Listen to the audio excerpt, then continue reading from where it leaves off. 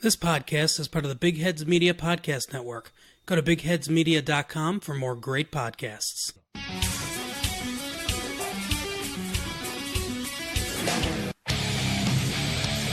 You are plugged in for the Podcast Wrestling Society, where you can get dynamic weekly pro wrestling and MMA-related content.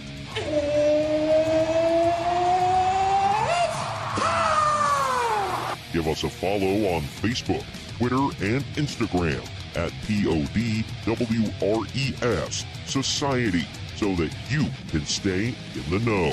Faith is the place, and the sky's the limit. And if you like what you hear, give us a 5-star review and hit that subscribe button. Woo! Woo! Woo! Woo! Now, your host, he is the one and only Troy Adams. Hola, mis amigos, and welcome to Wrestling Wednesday on the Podcast Wrestling Society. I'm your loving leader, benevolent host, Midwest Monster, and El Cero Miedo, Troy Adams. And joining me here today is my Lucha Bro from another Lucha Mo. He is the Ray Phoenix to my Pentagon Jr. He is Tarren Bland, baby. What's up, Tarren? What's going on, sir? And I love the baby at the end of it. Gotta throw that in, man. The new NXT champ, baby. And that was always my kind of welcoming. Every time I seen you, I always did the Adam Cole sign to you. Oh yeah, and every time you saw me, Troy Adams, baby. I was like, so I got to return the favor a little bit. Oh man, it's been crazy. I didn't get a chance to ask you about the NXT show, Takeover 25. What do you think of that, man? That show from top to bottom was amazing, and I felt that was WWE's response to Double or Nothing. Everybody was pissed that Raw was so lackluster, and SmackDown didn't. I mean, SmackDown was okay, but it wasn't nothing. It wasn't nothing compared to Double or Nothing. Right. I felt NXT Takeover was WWE's response, and that lived up to the hype. Gargano, Cole, too, topped their first one, in my opinion. Oh man, yeah, it was an amazing match. Dave Meltzer actually gave it like 5 4 star, I think, which is like the first time he's rated anything in WWE over 5 stars. So, but then he turned around and we'll talk about this later. He said that Will Ospreay and blanking on his name here. Shingo Takagi from the Best of the Super Juniors finals. He said, "Oh, well, I mean that was better than Cole and Gargano." And I'm like, "No, the hell it wasn't. No, it was not. Like, shut the hell up." But dude, he's got such a man crush on Will Ospreay. Not judging for having a man crush, but seriously, like, he says that he's better than Shawn Michaels back in his heyday, and just all this ridiculousn's. Says he's like the best wrestler on the planet, and I'm like, dude, give me a break. Yeah, Uncle Dave, he's Uncle Dave. Well, I'll just leave it at that. I'll keep it PG. He's something, man. He's I don't know. He's like, I can't listen to his damn opinions, because he's so like off his rocker. I don't even know what to say about it. It's a character. I mean, if he believes it, if he doesn't, I mean, this is what he's been known for his whole time. So he's sticking with it, I guess. Unless he really, I don't know. Like, only he knows if he really believes it, but it's his gimmick at this point. Well, and the fact that, Disco Inferno brought this up, I thought it was kind of funny. He brought up the fact that he's like, well, he's all into, or I can't remember if it was him or the guy he was talking to, one of them, regardless, brought up, well, they think he's all in for All Elite Wrestling or whatever, and people think he's on the payroll half the time. He's good buddies with them, but he's going to have to choose between them and New Japan as far as like which one is better. And he's always going to choose New Japan, and that's going to piss off the AEW marks that follow him. So he's going to piss a lot of people off eventually, because the thing is, he's so damn biased with everything. And like Kevin Nash was pointing out, he was like, yeah, like he always threw out every year. It's like, oh, best match of the year was, so this guy you've never heard of versus that guy you never heard of in the middle of nowhere, Japan, in front of 200 people. He's like, greatest match of the year. And, I managed to see it, through tape trading and whatever else. It's like, oh, F off. Like, just shut up, Dave. Well, maybe New Japan is sliding some checks up under the table or something. We don't know. Maybe. I don't know. Because he said at one point, and I don't know if this is true or whatever, but he said it so much it's become like wrestling lore anymore. At one point in the 90s, he said that All Japan Pro Wrestling had the greatest roster on the planet, top to bottom. I'm like, sure. I mean, maybe. But when he said that, like outside of Japan, most people had never heard of anybody they had on that roster. So, whatever. I don't know. He's got a weird obsession with Japan. He needs to pick up from San Jose and move his ass out there. Pretty much. Yeah. Would you help him pack his bags? No, but Greg would. He peed next to Dave Meltzer once at a Sharks game. Did you know that? Because that's, we got to drill that home on the podcast. He peed next to Dave Meltzer at a Sharks game. Literally. Wait, hold on. What was it? One of those man code? Like he broke the man code. Like it was a lot of urinals available, and he chose to piss right next to him. Did he break the man code? I don't think so, because it was like it's a sporting event, so usually all the toilets are taken. And Greg said he didn't even know it was him until he they finished up and they, because you don't look around when you're at a urinal, and he said they finished up and they started to walk towards the sink to wash their hands, thank God. And he was like, holy crap, it's Dave Meltzer. And on their way out of the bathroom, he was like, you're a mark, right? And Dave was like, thanks for reading, and like shook his hand and walked away. Damn. Yeah, I'm like, well, all right then. And he was like, I gained a little bit of respect for him that day, but it was quickly lost next time I listened to one of his opinions. So, yeah, he's a big Sharks fan for any of you hockey people out there.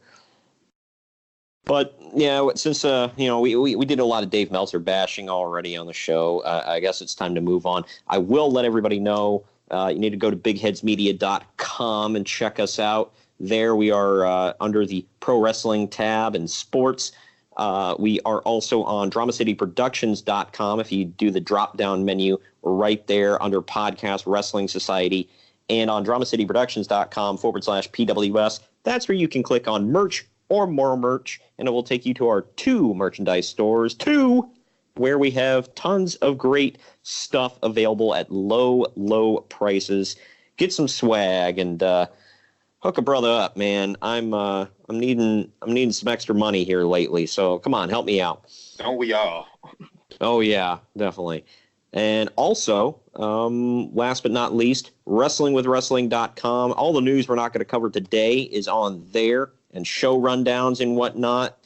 Very in-depth stuff. Other podcasts, videos of matches and interviews and whatnot. Great stuff on WrestlingWithWrestling.com, covering all 4 corners of the ring.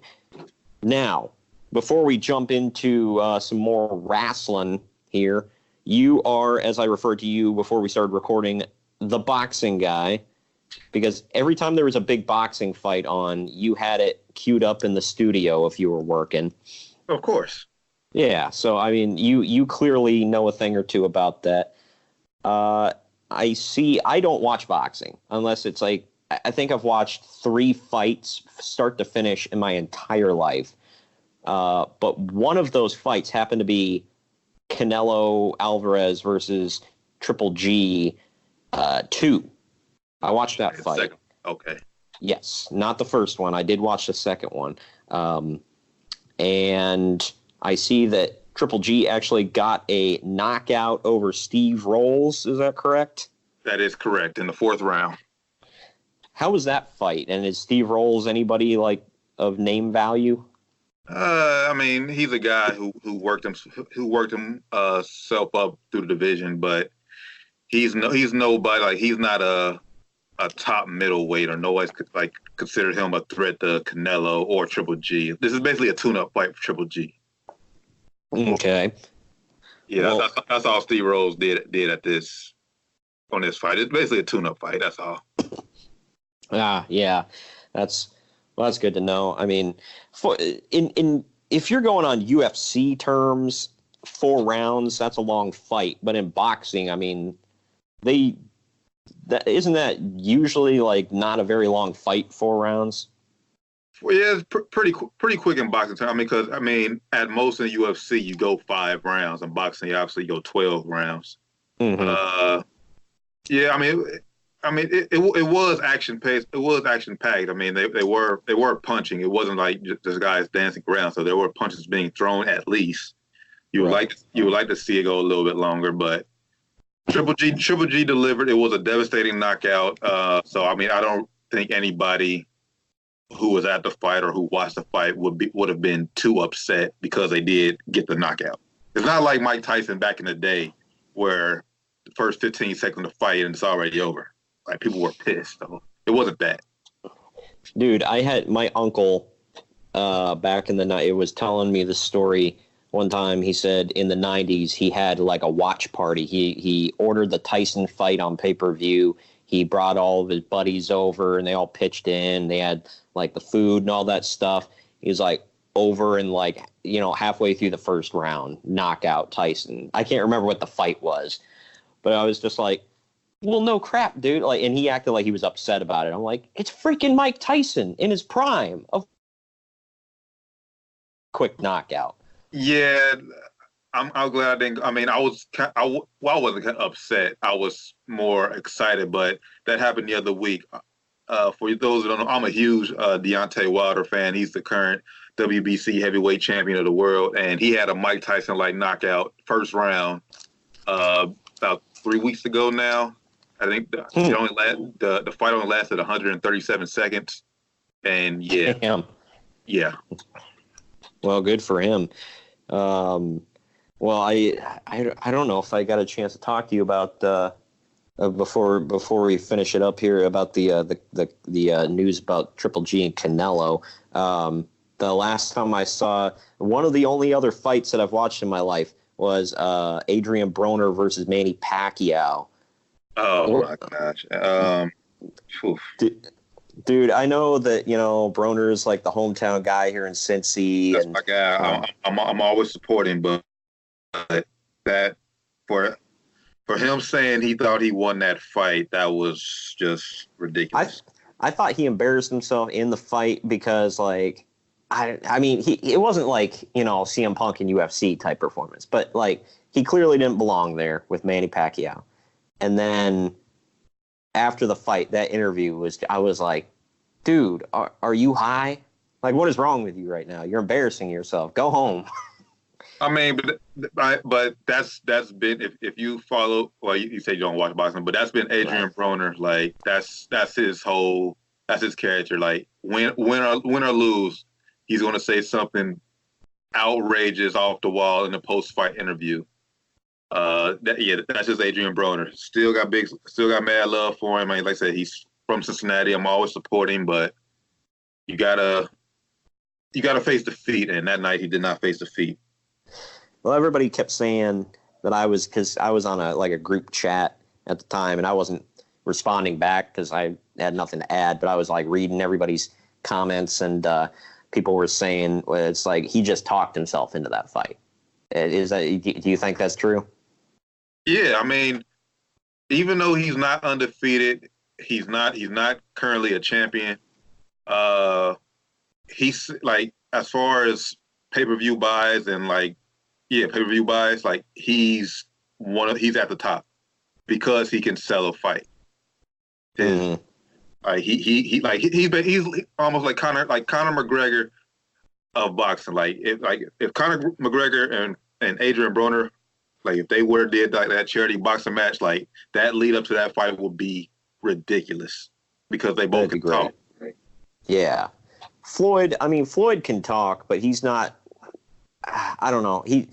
He's more of like he'll say a couple things. Like he's not one to sit there and cut a promo on you. I don't think, right? Yeah, Floyd's basically like Floyd's the flashy talker. Like I got money. I can buy stuff that you can't buy. Like he's going to basically surround his whole trash talk around how much money he's made and how successful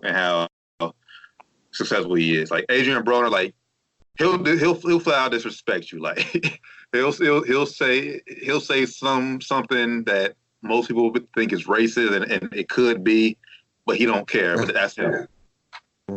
Well, and I mean, all that trash talk that Conor McGregor did to Khabib Nurmagomedov before their last fight was man, that was some stiff stuff he was saying. I'd like to get those two together, but I mean, so people were calling Conor racist leading up to that fight too. So I mean, it would be some stiff trash talk between them. That'd be an awesome fight, though. Even if it, I'm sure Broner would whoop his ass, but yeah. So, I don't know. McGregor surprised me in that Mayweather fight. He held his own. I do think Broner will win, but I think McGregor would definitely more likely hold his own. I think McGregor's biggest problem, was his cardio, because, he was thrown into a boxing match, and the cardio for a boxing match is very different from the cardio in a UFC fight. So he was clearly gassed way before he should have been gassed, and Floyd looked like he could have won another 10 rounds. Right. I mean, like we alluded to earlier, UFC, the most rounds you're going to go is 5-minute rounds. Mm-hmm. That's 25 minutes. Boxing, it's 12 3-minute rounds. I think that's I'm not embarrassed myself with the math, 36 minutes. Yeah, it's a little bit. It's longer, so yeah. So it's crazy, and it's a lot different, a lot more footwork and stuff like that. You can't in UFC. You're still working on the ground, but it's you're not up on your feet dancing around the whole time if you're on the ground. You know what I mean? Gotcha. Yeah. So it's a different it's a different kind of a very different kind of cardio. So I mean that really killed McGregor. He's talking about wanting to come back and fight another fight, but we'll see how that one plays out. I'll pay to see it. Yeah, I would too. I'd like to see it. That was the other boxing fight that I've seen in my life was McGregor and Mayweather. Now, as far as Triple G versus Canelo 3, I know Triple G called him out. Has Canelo even responded yet? From what I've heard, I've seen no. I believe Canelo has a fight coming up pretty soon. I don't think they're going to fight in 2019. I think they're going to be 2020. Canelo does not have he does not have a set fight right now. So I think it's going to happen. It's just a matter about when. It's like Floyd it's like Mayweather Pacquiao. It's just a matter of when. So if my guess, I would say early 2020. It'll be the next time we'll see the fight. But although there hasn't been, September is always a big month of boxing, and Triple G getting a knockout in the 4th round, he could easily turn around and they could set up something for September. But I'm not a promoter. I don't know the mathematics behind the numbers and everything. But Canelo's got to get a big fight together by September 16th, because that's Mexican Independence Day, and right. According to Greg, he always fights on Mexican Independence Day and Cinco de Mayo, because that little ginger is very proud of being Mexican, apparently. So I say, if not September, then it's going to be, like you said, probably Cinco de Mayo of 2020. How many times? Because how many times does Canelo actually fight per year? Like 2, 3, 4? Now, well, when I know when he first started, he used to fight crazy. I mean, because he's 52-1, Mm-hmm. and he's only 28 years old. So Dang, yeah, he's my age. yeah, and the fight 52 times at 28 is crazy.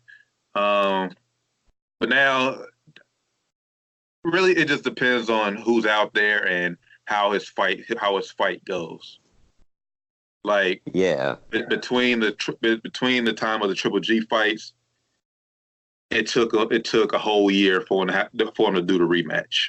And that's because Canelo tested positive for that illegal substance that he claimed he got from eating some type of meat. That pushed the fight back. But usually, average boxer 2 to 3 times a year. To answer your original question, though. All right. Well, we'll have to look forward to seeing that. Next up, this fight you said you did not see in UFC, but it was a big one. Henry Cejudo defeated, I believe his name is Miles Moraes. Marlon. What is it? Marlon Moraes. Okay, I'm thinking Miles Morales. But yeah, he beat him. What was the event? UFC 238. 238. Okay. Yeah, he beat him to become the champ, or he referred to himself, I think, as 3C because he's an Olympic champion. He is and he's got 2 UFC titles now. He's the bantamweight champion, and what's the other weight class? Flyweight. Okay, so flyweight and bantamweight, and yeah, he won via TKO off of punches, 4 minutes 51 seconds into the 3rd round. So it wasn't. I will say this: the first round, I believe I'm not seeing the scores here, but I believe went to Marlon from what I'm seeing, or because Moraes was coming hard with kicks and kind of teeing off on Cejudo, not just like at will. He had to fight for it, but I think it almost looked like Cejudo was like trying to figure Moraes out in the first round, and they came back in the second round, and from then on, the next 2 rounds, Cejudo just like whooped his ass. And at the end, he gets the 2 titles. He's got his gold medal around his neck, and he said, from what I hear, Dana White is not super happy with Cejudo holding 2 weight class championships. I don't know why it matters to him now, but whatever. And Cejudo said he wants to make that heavyweight money, and he said he wants to move up another weight class and fight for another title. So you said he's flyweight and bantamweight. Yeah. So what's the next class up from bantamweight? Yeah. Lightweight? Well, don't quote me on it. I would think so. Yeah, I'm not super familiar. I'm not super familiar with the weight classes in UFC. I mean, I can see why. I can see why Dana White will be upset. He's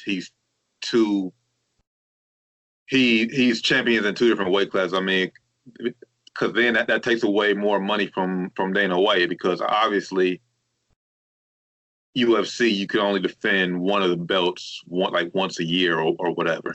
Like if he defends the bantamweight title one time, he's not gonna be able to fight for a certain periods of months.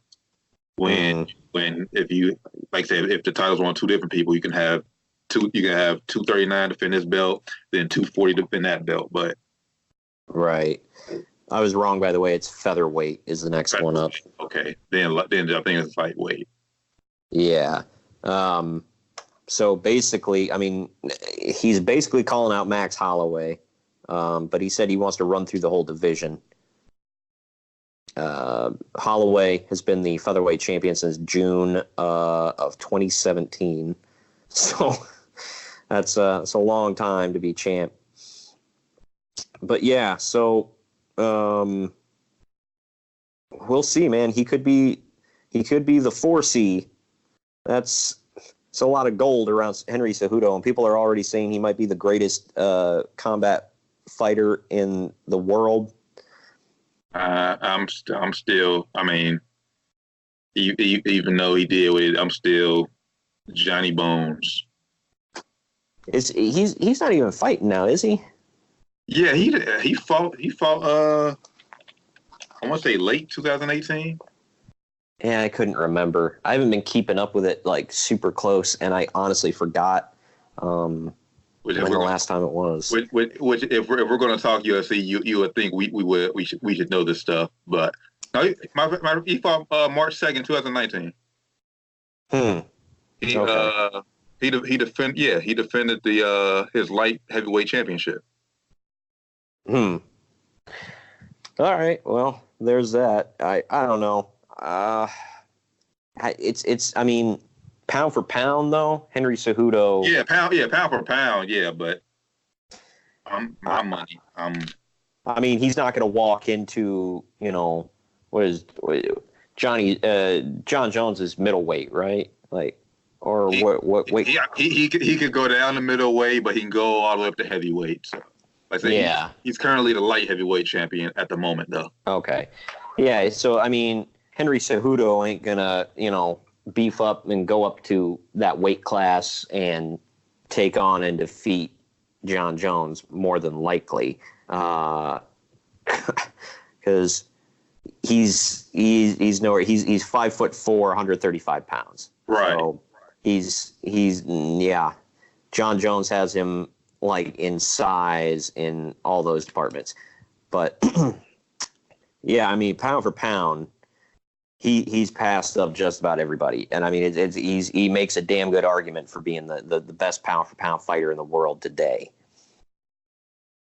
But it's we'll keep an eye out on him. I definitely want to see what he does in the future. I made a point to I didn't watch the rest of the show. I watched his fight. I see Valentina Shevchenko defeated Jessica Ai for the via TKO knockout head kick. That was brutal. Like I seen that the knockout on Twitter, and like you heard it. Like you can close your eyes and you heard it, and you was like, yeah, she's out. Yeah, that I saw that she had won. I didn't see. I knew it was from. I had heard it was from the head kick. I didn't see it though. But she is now the women's flyweight champion. Or still, I'm not sure. It's still the flyweight champion. Tony Ferguson defeated Cowboy Donald Cerrone. Oh yeah. He got a TKO via doctor stoppage at the end of the second round.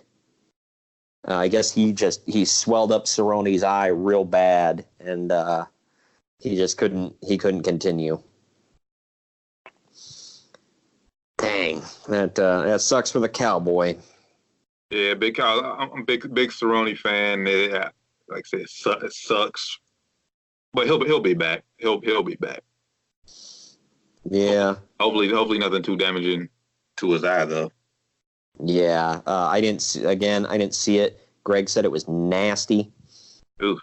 He said it swelled up pretty big. So they were like, "Yeah, you can't see, dude. We're calling it." He is.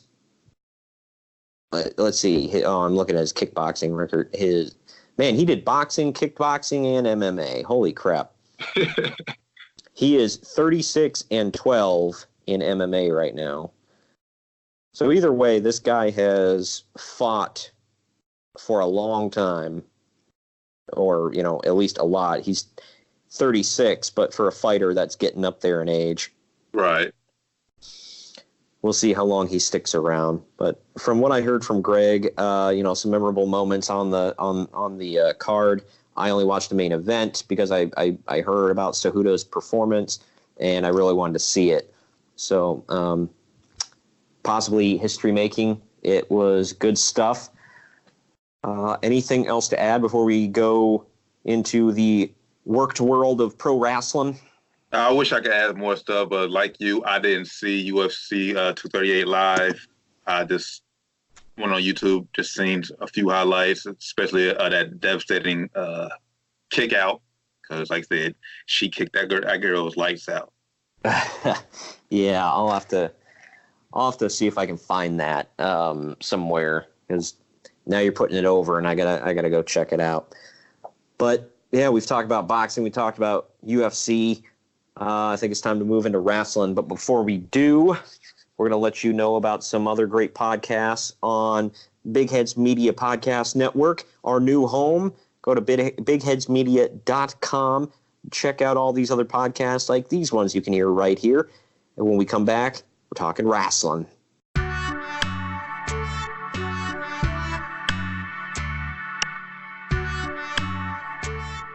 I'm Michael, the host of the semi-monthly podcast In a City Like Yours.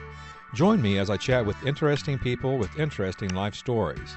You can listen to the podcast on all major podcast platforms, including Apple, Spotify, Stitcher, and TuneIn. You can follow us on Twitter at IACLYS Podcast, as well as on Facebook and Instagram at In a City Like Yours Podcast. Please feel free to let me know what you think, and keep coming back for the many interesting stories in a city like yours.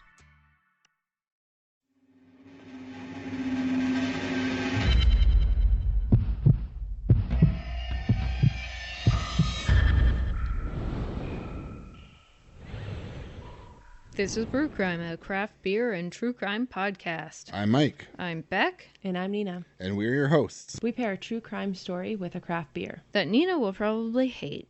Yeah, probably. Whatever. You can find our show on all your favorite podcast apps, and if you can't find it, contact us, and we'll try and change that. We can be found at brewcrime.com, or on Twitter at brewcrime, on Facebook at brewcrime, or if you want to go to our group, it's group/brewcrime on Facebook, or on Instagram at Pacific Beer Chat. Join us as we discuss the horrible crimes that surround us and try not to giggle.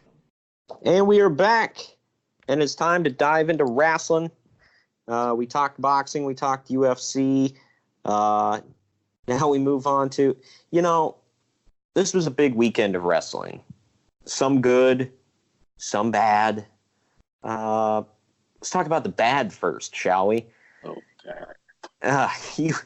You watched Super ShowDown, didn't you? Yes, I did. I did, yeah. WWE Super ShowDown from Jeddah, Saudi Arabia. I've got to ask, even if, I still am not cool with them doing the Saudi shows, but if they're going to continue to go on with this, why are they holding these shows in an open arena in the middle of the summer? Exactly. It was they said during the day it was 101 degrees out there. What? Well, oh yeah, during the day, okay. Yeah, at night they said it was about 90, but around the ring, in the ring, they said it felt like 101. So, but that's for the checks. That's all. That's all they for the checks that they can suck it up and go out there once a year. Well, and then Undertaker's out there wearing frickin' leather pants. Yeah, with the whole, it's bad. I don't even know where to begin. Well, let's begin at the beginning. Oh, by the way, I put something on Twitter. And this is, if you guys have watched, Super ShowDown, you know that Kofi won. Thank God. But I I put on Twitter, it's like, somebody will ask, well, how do you know that Stomping Grounds is just going to be a B show throwaway piece of crap? And it's like, because it's Kofi versus Dolph in a steel cage for the WWE title. That's how I know. Nothing against Kofi, and I love him, and he's clearly over, and he's been doing great. But he's like, this is his first time in the main event, and he's been in the main event for a few months now. And then he's taken on Dolph, who clearly nobody gives a damn about. I like him, but nobody else gives a crap. This just means, and I would love to be wrong right here, because I was wrong for Super Showdown. If Kofi's main eventing in a steel cage, that would only mean my guess would be Lesnar would show up and cash in. That'd be my only guess. If Kofi's main eventing. I was afraid of that too, because when what happened with Lesnar happened at Super Showdown, I was like, oh God, he's going to come back out. And because I was like, well, that's not it. He's clearly got it. Nope, that was it. Yeah, I was like, so he flew halfway across the world to Saudi Arabia, 101 degrees, to get his ass kicked by Seth Rollins. Yeah, in like a minute. He came out, the crowd popped, he got his ass beat with a chair, and then he went home. And we never seen him again, yeah. Yeah. Did you watch the pre-show match, the Usos versus a Revival? I did not. I was actually working during that time. I was working during the whole damn event, but I missed the pre-show match. I didn't watch it because, well, one, I didn't even know there was a pre-show, and two, I mean, yeah. Well, it's like the other thing is I mean, no offense, I love these teams. I think they're number 1 and number 2 for best in the world tag teams, but I'm tired of it already. I'm done. And they faced each other again on Raw. Did you see what happened there? Yeah. They gave the Revival a tag team title match, which for no reason. Yeah, like they just lost a Super Showdown, and you're going to reward them with a tag team title match. Okay. Well, of course. And then they made it a triple threat match. Through the Usos in there, and yeah, ultimately Revival walked out with the Raw tag team titles. I've seen it. Well, oh yeah. Well, and explain to me why Dolph is getting an automatic rematch at Stomping Ground. Matter of fact, if you look at the card, like it's all automatic rematches right now, except for Bayley and Alexa. And what happened to Vince McMahon a couple months ago saying, no more automatic rematches? God dang it. You know this is Vince. You know nothing makes sense with Vince. And just nothing. That show is just going to be Super Showdown smaller in the United States. And I'm not going to give a damn. There will be a couple good matches, and nobody will remember what the hell happened two weeks later. But Seth Rollins opens the show first at WrestleMania, and then here against Baron effin' Corbin. I will say I've been liking Corbin's heel work lately. But this match wasn't anything to write home about. It was a match, and Seth won when the ref pushed Baron Corbin. Yeah, it was starting from the match. He was getting on the ref all match about not being able to count to 3 or not counting 3. Mm-hmm. And then the final minutes of the match, Corbin gets in the ref's face, backs him into the corner, and then John Cone, that's his ref's name. I would have never known his name, but yeah, John Cone. He grew a pair and did the old Earl Hebner shove, pushed Corbin back, and then Rollins wins with the roll-up pin, and yeah, that's how we get Super Showdown underway. Yep, and now a rematch is booked for Stomping Grounds with a special guest referee yet to be named. Woohoo! But we know who it's going to be, right? Brock Lesnar. Yeah. Dude, if Brock wins that belt at Stomping Grounds, it's not a belt, it's a championship, damn it. Sorry. But if he wins that title at Stomping Grounds as a special guest ref, I will just crap a brick. So dumb. And you were right about the rematches. I'll get to Stomping Ground a little bit here in a second, because that's a whole new bag of crap. We had this match that was pretty good, and Balor had a sweet entrance. It was Finn Balor versus Andrade for the Intercontinental title. It took me a couple seconds because Andrade's walking to the ring, and I'm like, where the hell is Zelina Vega? And I'm like, oh, right. She can't be there for reasons. But although, I mean, I don't know if they flew over or not, but they were talking about it. We could have potentially gotten an Natalya versus Alexa Bliss match. So yeah, I don't know if they flew out there or not, but we ultimately didn't get it. The only two women they flew out there, besides, well, three if you count Renee. I mean, I'm talking, wrestlers.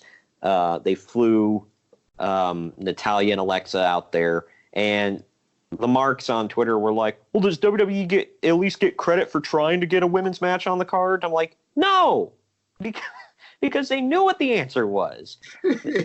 Like, you don't get credit for repeatedly beating a dead horse. Like, and how hard did they really try? They flew two of their women out there just because they were like, well, this will make it look like we give a damn. Like, no, you don't. You knew they weren't going to let them wrestle, and that's it. So, whatever.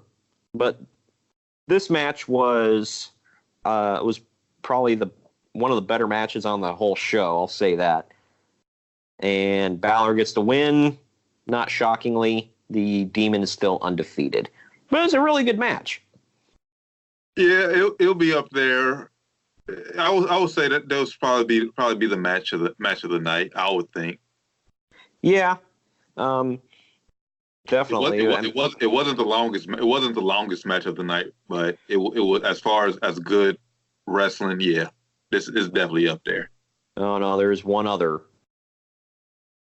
match of the night, or longest match of the night, that we'll get to. But this next one was actually a lot better than I thought it was going to be. Still wasn't great, but it was better than I thought it was going to be. It was Shane McMahon with Drew McIntyre in his corner versus Roman freaking Reigns. They went over 9 minutes for this damn thing. And they tried. It was okay. Drew came in behind the referee's back, hit a Claymore, and frickin' Shane is undefeated in Saudi Arabia. So for the next, I think they got, what, isn't it a 10-year contract deal with Saudi Arabia or something like that? They have it was, I can't remember how long the damn contract was for. It was for a while. Whatever it is, that's gonna be the shtick. Shane is undefeated in Saudi Arabia. The streak. I guess so. I mean, I was shocked because they will not say Saudi Arabia, but then on this show they let it drop a few times. They said Saudi Arabia. I was like, well, because at first they were only saying Jeddah. It's not like we're going to hate it less because you're not actually saying Saudi Arabia. But yeah, Shane McMahon got the effing win over Roman Reigns. Those words just came out of my mouth. Yeah, which basically seems like, because it's a rematch at Stomping Ground. Yeah. So Reigns, that would almost more likely Reigns is going to get the win at Stomping Ground. Woohoo! Well, he's on the poster, so he's got to get the win. Well, no, it's not it's Roman Reigns versus Drew McIntyre. at Stomping Ground. Because, Tarren, we haven't seen that match before. Of course we haven't. Yeah, they just, 5,000 freaking times. And then this next thing went over 5 minutes. It's just a filler. That's all it was. It was a filler. It was the giant racist versus the three little Mexican guys. I hate to put it that way, but seriously, it was, this guy's known for saying really racist things online. So let's have him take on the three little Mexicans that carry around piñatas, and they're going to fight in front of the Saudi Arabian audience. Oh, my gosh. And I thought, well, this Saudi audience is going to be happy to see anything. Nope. Dude, you could have heard a mouse fart during this match. You heard the hum of something. I don't know if it was like if they had like fans going. Did you hear that? No, like I said, I was at work. I just had the match on, so I had it muted. But I really wasn't paying too much attention to this match. Yeah, a lot of people did. But ultimately, I think it ended up Lucha House Party basically got disqualified by just attacking Lars Sullivan, and yeah, of course, him being the freak that he is, he ended up squashing all three of them. Which, by the way, they're calling him a freak and everything. He's only 6'4", 250, so it's not like he's that large of a man. Like he's no bigger than The Rock. Yeah, but he just looks big and freaky. He definitely looks freaky, but as far as just like height and muscle, like he's not that big. He's not as wide as he is tall. He's a thick dude. Like, he's got that Taz thing going on, where Taz was real short and he didn't weigh that much, but he looked big. You know what I mean? Yeah. So, I mean, he's got that going on. And he's just, I don't know. That promo he cut on SmackDown last week just blew my effing mind. Would you ask a nightingale why it sings its sweet, sweet song? Like, what the F? Just like, who's writing this crap? They need to, like, whoever wrote that just needs to be put in the same bin as the one that wrote the Suffer and Succotash line for Roman Reigns and just shipped up the river. Oh, my gosh, yeah. By the way, before we get out of here, I do want to, if we have time, I just want to touch on the two Ambrose interviews I heard, the one with Keller and Jericho before we get, or Moxley now, sorry, before we get out of here. Okay, yeah, I haven't heard the Keller one. I did hear the Talk is Jericho one though.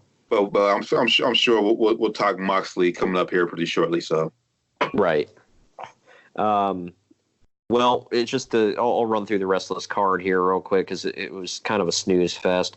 Randy Orton and Triple H went almost 26 minutes. Randy got the win with an RKO out of nowhere.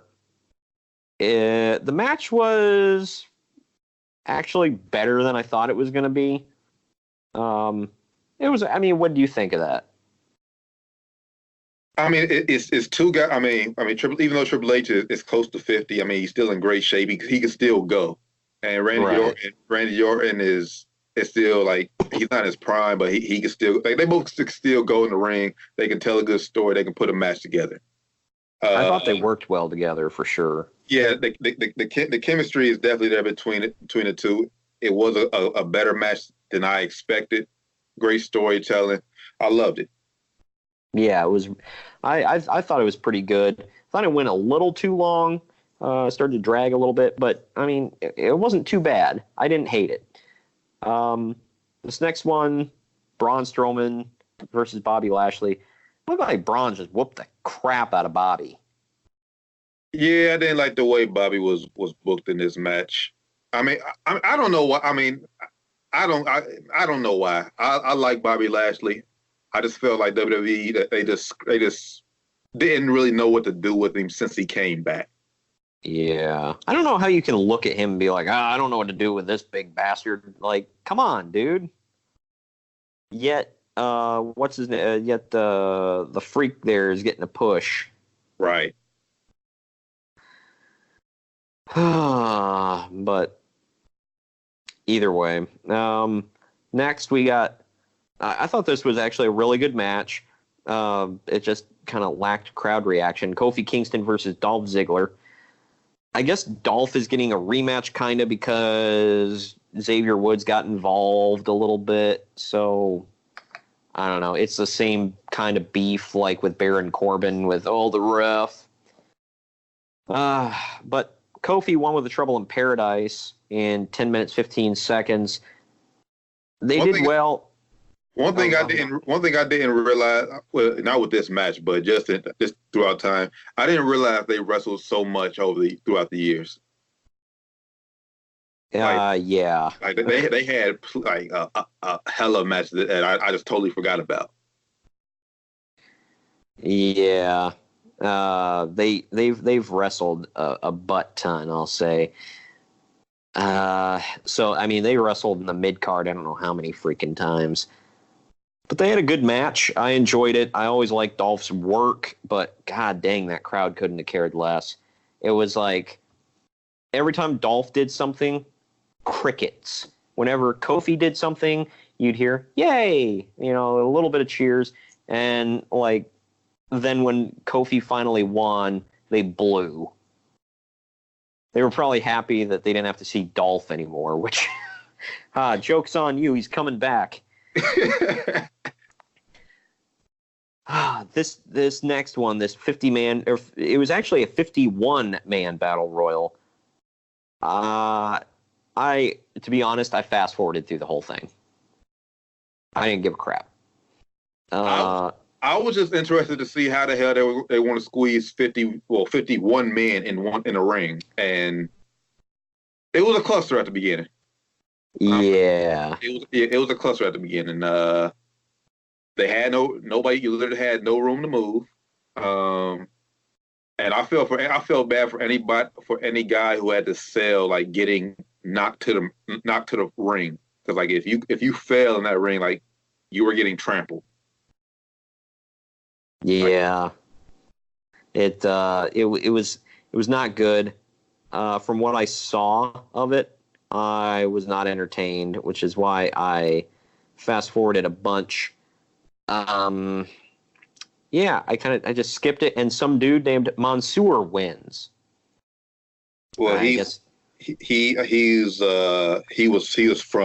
there. He was from Saudi Arabia. Like yeah, he's the hometown kid. Yeah, he has Saudi Arabian heritage. I guess his parents are from there. According to Ramon, he is a NorCal indie wrestler.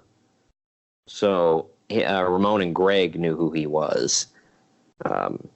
So yeah, I think he wrestled for APW out there, one of them. So yeah, he's American, but he speaks Saudi, and he's like we were talking about, he has Saudi heritage. So yeah, there's that. And I thought, man, that sucked. But that freaking crowd, dude, like people in that crowd were crying. I'm not even like exaggerating. They cried when this dude won. Like this was real, I mean, like you said, he had ties to the people. So I mean, I guess right. it felt relatable. Yeah, I've never seen people blow like that. Like, and I mean, if that place had a roof on it, they would have taken it off. I'm like, you guys have never seen this guy before, probably. You just heard, oh, he's from our country, and yay, and by God. So I mean, it was cool for the moment. For us back here in the States, I didn't give a crap. But, for them, cool. Now, finally, this main event. Man, God dang it. The Undertaker versus Goldberg. I'll say this. It went for 9.5 minutes. The first 2.5 minutes I thought were really good for a Goldberg match. He speared the dog crap out of Undertaker twice. Undertaker kicked out. They did some stuff, and then Goldberg effing speared the damn ring post. You know, did you ever see him do that in WCW? Spear the ring post? Yeah. He charged at somebody, and I want to say it was one of the Steiners. They moved, and he speared right through the buckles, bam, head first into the ring post, knocked himself the F out. Damn. And he did it again. And this time he busted himself open hard. He was bleeding like a stuck pig. And God bless Goldberg, he tried. There were still some decent moments of this match. But wait, hold on. Because, like I said, I keep elaborating. I was at work, so I was doing other stuff, trying to watch the match. So next time I looked up, I just seen the blood. I thought, and even during his entrance, you seen he busted himself open a little bit during his entrance, like when he banged his head against the door. Oh, I didn't even notice. You seen he had some blood coming from his forehead. So that's where I thought. That's where I thought the blood came from. No, he speared right through the ropes in the corner and headbutted the ring post. Oh God! Busted himself open. I would say I want to go back and see it, but I'm not, because Undertaker and Goldberg look like those are my two favorites growing up. Yeah. And I want to remember them as they were and not what I've seen at Super ShowDown, because it was a little sad. I will say the match wasn't as bad as people are making it out to be. There were bad moments, sure, because Goldberg knocked himself the hell out. There was also a tombstone where for some reason Goldberg didn't tuck his head. He frickin' looked up and spiked his head into the mat. Yes. So that didn't help. And he kicked out. I was like, why? I'm just glad he wasn't paralyzed. I know. Because I immediately thought Stone, although he didn't do it as much force as Owen Hart did to Stone Cold, but I immediately thought, oh, this is Stone Cold all over again. Like, he's paralyzed. Yeah, it was not good. But yeah, and then he hit a freaking spear after all this. It was a good-looking spear. I'm like, hot damn, dude. But then Undertaker hit the weakest choke slam in the history of choke slams, where Goldberg just kind of like hopped up and like half a foot and like kind of laid down, and he pinned him. And Undertaker had a look on his face like, my God. Well, before that, remember, Goldberg went for the jackhammer and almost dropped Undertaker on his neck. Yes, he couldn't get him up and over, so he freaking brainbustered his ass. 54-year-old Undertaker. I was like, what the F is going on? I was just screaming in the damn match before these two kill each other. Like, stop. And I would have loved to have been a fly on the wall just to hear that conversation in the back. When they walked back, I would have loved to hear how that conversation went. Yeah. Well, Goldberg said, because, the match was supposed to be better and he can do better, but he knocked himself out. And he actually challenged Undertaker to a rematch at Stomping Ground. I was like, that ain't going to happen. But maybe they'll come back and do a rematch at either SummerSlam or Survivor Series. I don't need to see it. The thing is, I wouldn't mind it, only because, like I said, the match was really good. I thought the match was really good until he knocked himself the hell out and did what he did. I'm like, dude, quit headbutting ring posts. That would be super awesome if you could quit doing that. But I don't even think, even if he did knock himself out, he was going to be able to get Undertaker up for a jackhammer. And then we forgot the damn when he tried to tombstone the Undertaker and he just fell. Oh my God! Yeah, he picked him up like he picked him up like he was going to do a power slam or something, and then Undertaker was going to land on his feet and pick him up, and Goldberg just collapsed. I'm like, I mean, you got to think it was 90 some degrees. He's bleeding profusely. He's older. I think they could have had an acceptable match that we would have actually kind of liked if it was in a better environment and he didn't bonk his damn head, you know? I'm sorry. I mean, I love those two for trying, for putting on the show, but I don't need to see that again. Yeah. And last, before we move on, obviously say we don't know the current status like other contract with Saudi Arabia, but let's just say their contract is they have like 6 more years of doing this. Obviously, the Saudi Arabians they want to see like guys who made wrestling. In 6 years, Undertaker is going to be 60. Are we really going to see 60-year-old Undertaker in Saudi Arabia? I don't know, man. Who's going to be that guy that the Saudi Arabians are going to want to pay to see? I don't know. They seem to love them some Brock Lesnar. I'll say that. Well, Brock will be 50. Yep.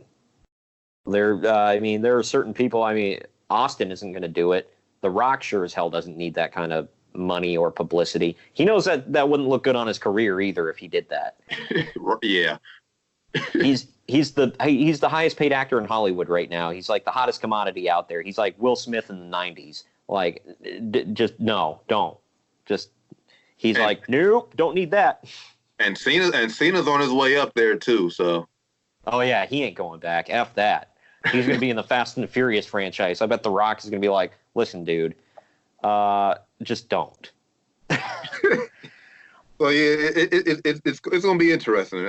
I'm going to be interested to see how much longer they keep this up. Because, like I said, the Saudi Arabians, they know wrestling from what it used to be, and all those guys are now. So I don't know who that's going to be. And moving on.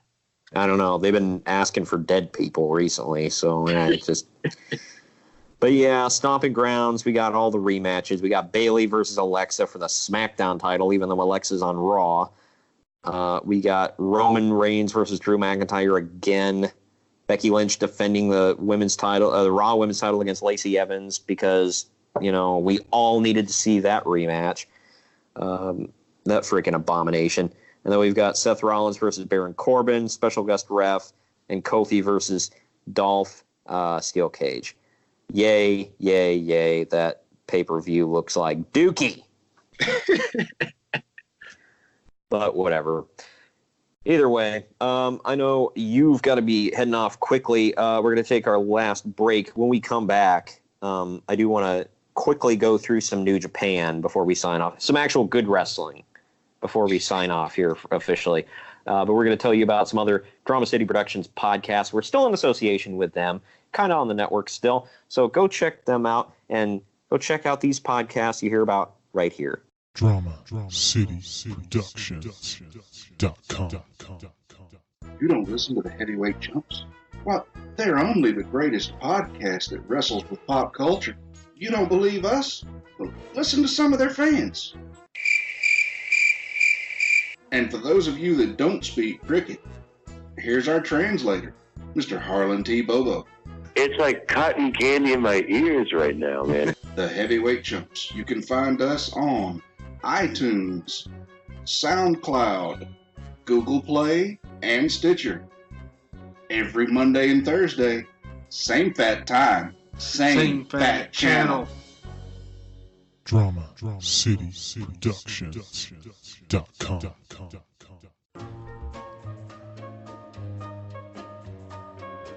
Small Town Mentality Podcast with your host Ben, a podcast about nothing and everything, a podcast where we get together with friends, drink beer, and see where the conversation takes us. We don't edit, we don't care what people say. It's small town people with a small town mentality. It gets offensive at times, lots of swearing, and a whole lot of not caring. Available everywhere you get podcasts. You can find us on Twitter at STMPod, on Instagram at STMPodcast, and on Facebook at Small Town Mentality Pod. We'll see you there. All right, we're back. And you've got about 5 minutes, and we've already run kind of long on this anyway. So let's try to rip through some New Japan stuff here real quick before we officially sign off of the podcast. Did you see who won the Best of the Super Juniors? I did not, unfortunately. I've been busy working. I didn't get a chance to.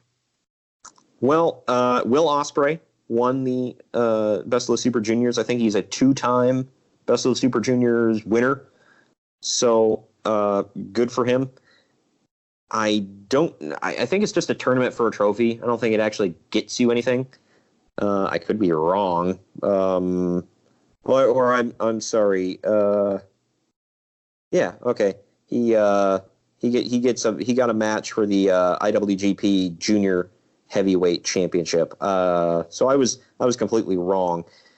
But also on that, the other noteworthy thing there on that show was the New Japan debut of the Death Rider, Jon Moxley. He took on Juice Robinson for the IWGP United States title, and he freaking beat him. And he busted his eye open, too. Did you see that? Yes.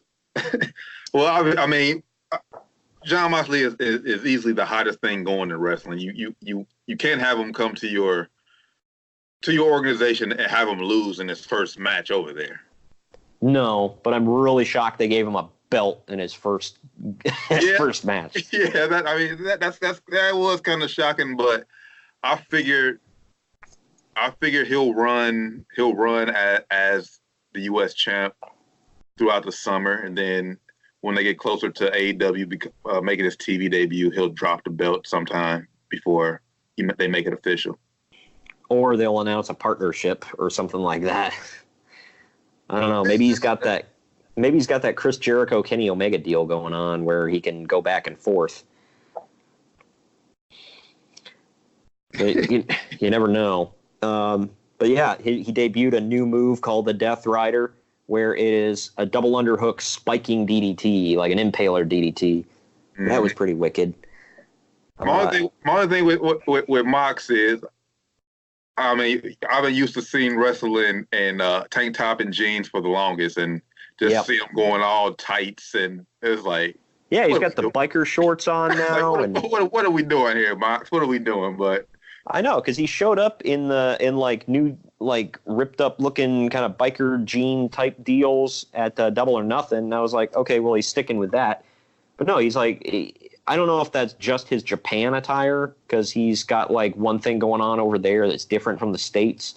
Because I don't think he's going to use the Death Rider name over here. Kind of like Chris Jericho, since he was taking on Kazuchika Okada, was calling himself the Pain Maker. Mm-hmm. But yeah, so he's got like a different thing going on over there, I think for trademark purposes with AEW and all that. And he's wearing biker trunks with like barbed wire designs on them and knee pads and wrestling boots. And I was like, okay, whatever. It was cool. And then he opened up the Dominion 6.9 this weekend as well. That was a good show. He opened up against a new boy or one of the young lions, whatever. Shota Imuno, I think is how you pronounce his name. It was just shy of 4 minutes. Moxley beat him. And then he grabbed the mic and said he wants in the G1 climax this summer. That's big. Yeah.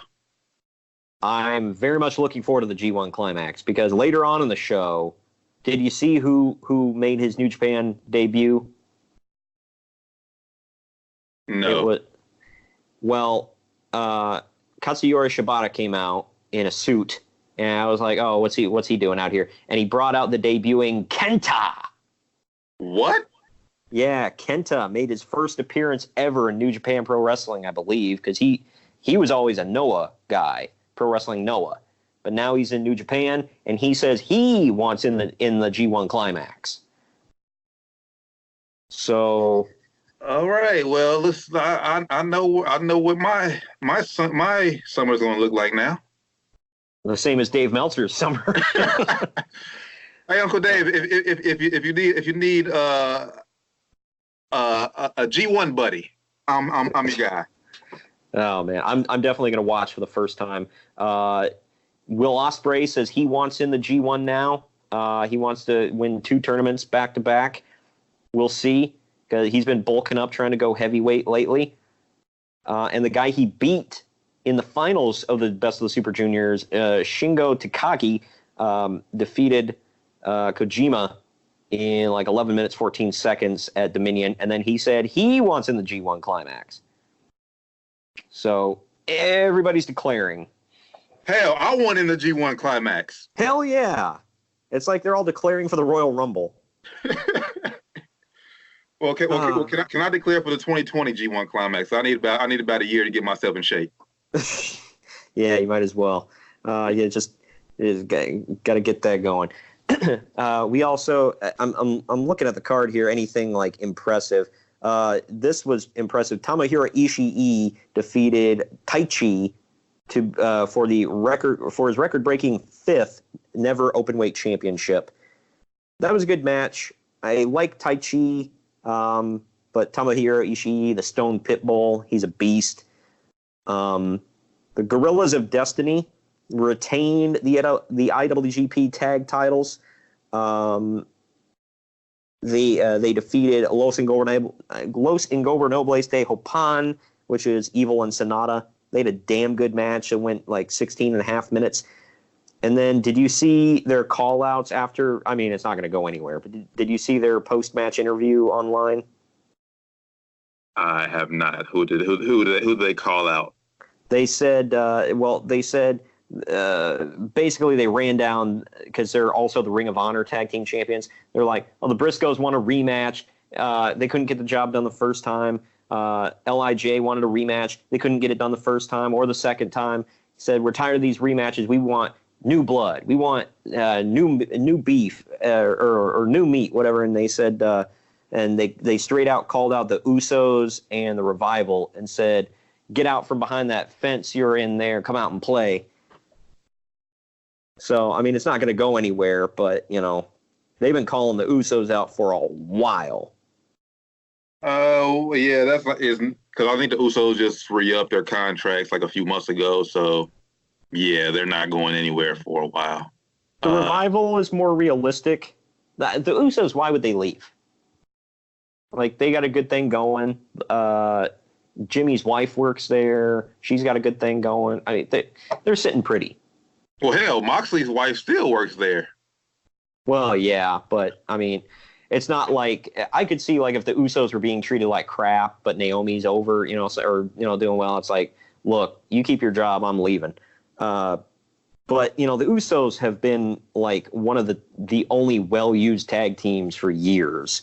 So I don't see them leaving ever. They'll retire there. Real quick, the rest of the card here, just running it down. Will Ospreay became the IWGP Junior Heavyweight Champion. He defeated Dragon Lee in 20 minutes. Tetsuya Naito wins back his Intercontinental Championship in 22 minutes against Kota Ibushi. Did you see that spot where he freaking German suplexed him on the apron? I did see that. Freaking Kota smacked his head on the apron. I was like, damn, how's he not dead?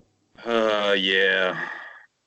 But I love that's why I love New Japan styles. Like I just love more the physicality in the wrestling. Yes, they're laying it more. They're laying it out there more. I agree, but damn, that was crazy.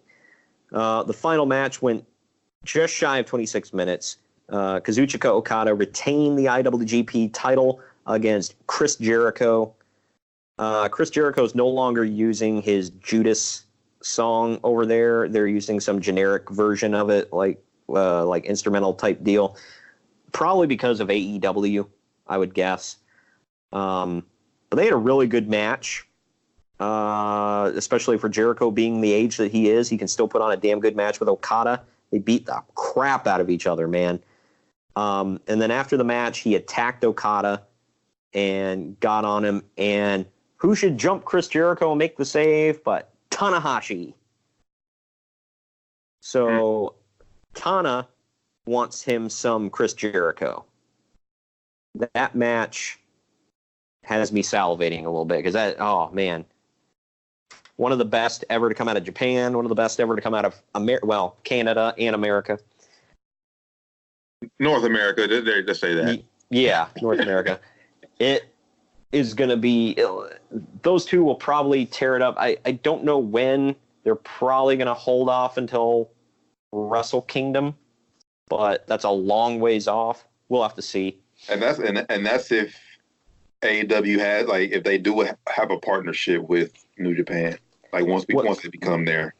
Well, I guess it doesn't even have to be a partnership necessarily. I guess the deal that with Kenny Omega and Chris Jericho said that they are allowed to go back and forth with New Japan. They're not associated, like the two companies are not associated, but they're non-exclusive contracts because Jericho said he didn't want to leave Japan, and Kenny said the same thing. So we haven't seen Kenny back in New Japan, but it might happen. Huh. So we'll have to wait and see. Fun stuff coming up, that is for sure. But yeah, it's been a crazy weekend of wrestling. Real quick, did you see Fyter Fest? AEW's next show that they're doing with another company, I can't remember who now, is going to be streamed live on Bleacher Report for free. Oh, I'm all for that. I am all for that. And I'd like to apologize. Last time on the show, you were correct when I thought the Bucks were taking on the Rhodes, Dustin and Cody. I stood corrected, so I just want to clarify that. You were right. I was wrong. That'll be awesome. Yeah, that'll be an awesome match. Chris Jericho has said, however, he tweeted, he said, due to their stupid decision to put it up for free, he will refuse to be at that show. Which means he'll be at the show. He'll show up and call somebody. Yeah, it would be cool if he showed up in because Adam Page, his opponent for All Out, is going to be in a fatal four-way. It's him, Jimmy Havoc, Jungle Boy, and MJF, the four guys who got into it at Double or Nothing for before the title reveal. They will be in a fatal four-way, so expect to see Chris Jericho pop up there. Yep. But yeah, I know I kept you on a little long, man. Sorry about that. But thanks for hanging out and getting this done with me. It was a lot of fun talking combat sports and sports entertainment with you. No problem. Like I said, I wish I would have watched a little bit more wrestling, but I've been working on so many projects and so much is going on. It's ridiculous. I barely have time to sleep and eat. Like it's crazy. Oh, I hear you. My on my other podcast, Cinemarks. Go check that out. By the way, it's CINE-Marks. That is anywhere you can find podcasts, and we're at Cinemarks Pod on Twitter, Instagram, and Facebook. Anyway, my co-host on there has like a million different podcasts going on, plus a full-time job. So, yeah, lots of us are burning the candle at both ends, man. So I'm sure a lot of people out there understand. But yeah, it's not easy, but I'm having fun doing it, and like I said, hopefully by the end of all this, something it pays off. And if people want to see what you're working on, they follow you at the Tarren Bland. Is that it? At the Tarren Bland, and just because you introduced me with the baby, I think I might go ahead and add the baby at the end of it. Yeah. Might as well. Tarren Bland, baby. Might as well, man. Just get your stuff in, brother. Will do. Yeah, follow me at the Tarren Bland. Podcast Down to the Wire 513. Don't question yourself. You can find that on ESPN1530.com, and also No Holds Bar. You can also find that on ESPN1530.com. I listen to No Holds Barred every now and then on the iHeartRadio app. So if anybody wants to check it out on there, It's just type in No Holds Barred in the podcast section, and there you go. Speaking of which, Greg and I have been teasing it for so long. We've got to do a review of that film, just for the hell of it. That and Santa with Muscles. I'm just kidding. I'm kidding about that one. We're not going to do that. But all right, man. Well, thanks for joining me, and I'll hope to talk to you again soon. Appreciate it. Anytime you need me. All right. And we will see you all next time. Later.